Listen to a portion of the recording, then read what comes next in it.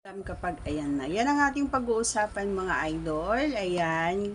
At syempre, kung gusto mong malaman ang ating kasagutan, maaari na lamang kung tapusin ang ating video. And please do me a favor, please do subscribe and click our tiny notification bell so that you'll be updated every time we have a new upload videos. Disclaimer din po, ang video po natin ay para lamang po sa may bukasang kaisipan at may malawak na pang-unawa. Kung wala po tayo nito, maaari na lamang pong mag-skip at mamili ng mga videos na nararapat po para sa inyo.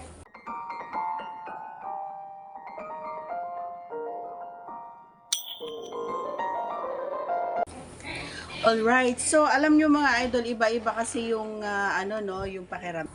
Kasi minsan, sige, example na lang sa atin, ako kasi yung tipo ng tao na or babae na kapag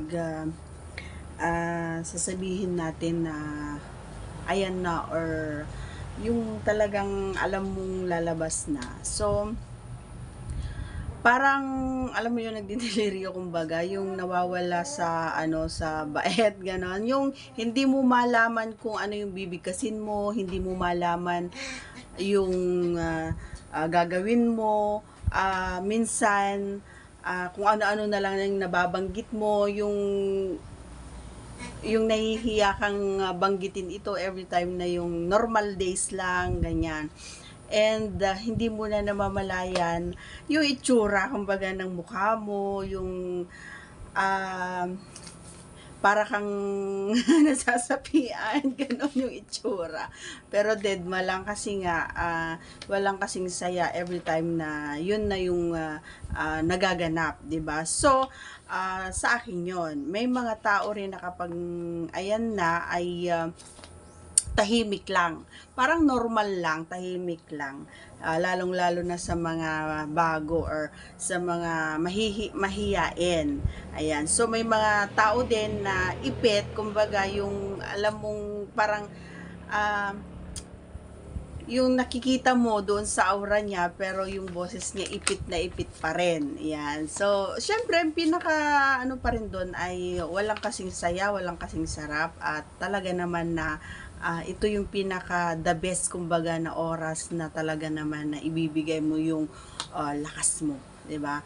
Parehas kumbaga na yung sanib puwersa, kumbaga yung lakas nyo parehas, para naman ay parehas kayo na alam mo yun, satisfy. And especially yung pinaka the best doon mga idol ay yung sabay talaga kayo and sasabihin niyo sa bandang huli na I love you. Yun yung mga best part doon mga idol. Hindi yung kapag tapos na kayo, nalabas na, ay aayos ka na ng sarili mo and then aalis ka na or matutulog ka na or babangon ka na. So, yan din yung time na kapag natapos, ay yan din yung oras kung saan pwede rin kayong mag-banding-banding muna, magkwento-kwentuhan muna ng mga masasaya.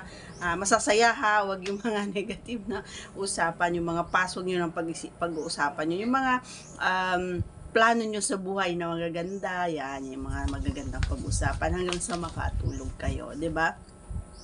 So, yun lang mga idol, ang pakiramdam dito ay talaga naman na para sa akin, walang katumbas ang saya, 'di ba? At sarap para sa akin.